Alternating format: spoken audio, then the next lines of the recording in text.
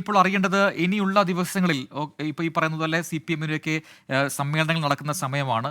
വലിയ തിരിച്ചടി ഈ പറയുന്ന പാലക്കാടൊക്കെ ഉണ്ടായത്. ഒരു എന്താണ് പറയുക, ഒരു തിരിച്ചുവരവൊക്കെ പ്രതീക്ഷിതമാണ്. തിരിച്ചെടുക്കാൻ കഴിയും ആ മണ്ഡലം നോക്കിയുള്ള പ്രതീക്ഷകളൊക്കെ ആദ്യഘട്ടത്തിൽ ഉണ്ടായിരുന്നു. പിന്നീട് ഭൂരിപക്ഷം കുറയുമെങ്കിലും മികച്ച മത്സരം ഉണ്ടാവുമെന്നൊക്കെയുള്ള പ്രതീക്ഷയായിരുന്നു. ഈ വിഷയം, അതായത് നീല ട്രോളി ബാഗ് വിവാദം, അത് ഉയർത്തിപ്പിടിച്ചായിരുന്നു ആദ്യഘട്ടത്തിലെ എല്ലാ വിധത്തിലുള്ള പ്രചാരണങ്ങളും നടന്നത്. പക്ഷേ അതൊന്നും വിലപ്പോയില്ല. വലിയ വിജയം UDF-ന് ആ ഉപതെരഞ്ഞെടുപ്പിൽ ഉണ്ടാവുകയും ചെയ്തു. അപ്പോൾ ഇനിയുള്ള ചർച്ചകളിൽ ഈ വിഷയം അങ്ങനെ ഉയർത്തേണ്ടത് ഉണ്ടായിരുന്നില്ല, അല്ലെങ്കിൽ ആ രീതിയിൽ രാത്രിയിൽ അത്തരം നാടകീയ സംഭവങ്ങൾ നടക്കാൻ പാടില്ലായിരുന്നു എന്നൊക്കെയുള്ള അഭിപ്രായങ്ങൾ ആ ക്യാമ്പിൽ ഉണ്ടാകുമോ? ഒപ്പം തന്നെ UDF ഇനി എങ്ങനെയായിരിക്കും ഇതുമായി മുന്നോട്ട് പോവുക? ഇത് ഏത് രീതിയിലായിരിക്കും ഉപയോഗിക്കുക രാഷ്ട്രീയമായി?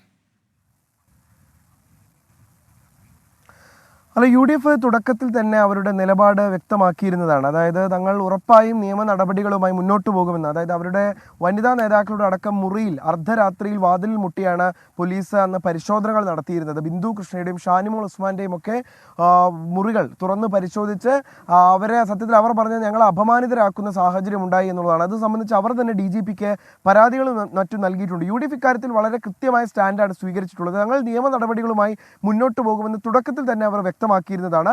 ആ സാഹചര്യം തന്നെയാണ് നിലവിലും തുടരുന്നതും. അവർ ആ നിയമ നടപടികളുമായി മുന്നോട്ട് പോവുകയാണ്. അവർ നൽകിയിട്ടുള്ള പരാതിയിലും അന്വേഷണം പുരോഗമിക്കുകയുമാണ്. സ്വാഭാവികമായിട്ടും ഇപ്പോൾ CPM-ന്റെ സമ്മേളന കാലമാണ് CPM-ൽ.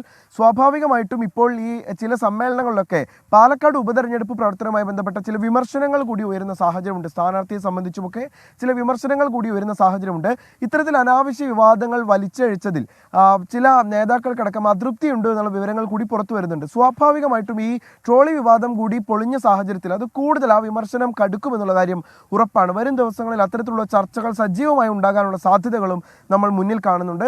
നമ്മൾ ശ്രദ്ധിക്കേണ്ട മറ്റൊരു കാര്യം, ഇത്തരത്തിലുള്ളൊരു വിവാദം ഉണ്ടായ സമയത്തും പൂർണ്ണമായി സ്ഥാനാർത്ഥി അടക്കം അതിനെ തള്ളിക്കൊണ്ട് രംഗത്തെത്തുന്ന ഒരു സാഹചര്യമാണ് ഉണ്ടായത്. അതായത് അദ്ദേഹം എന്താണ് സംഭവിച്ചത്, ആ ദിവസം എന്താണ് അവിടെ സംഭവിച്ചത്, കുറേ CCTV ദൃശ്യങ്ങൾ വെട്ടിക്കൂട്ടി വെച്ചാൽ അത് തനിക്കെതിരെയുള്ള ഗൂഢാലോചനയായി മാറുമോ എന്നാണ് രാഹുൽ മാങ്കൂട്ടത്തിൽ അന്ന് വളരെ കൃത്യമായി ചോദിച്ചിരുന്നത്.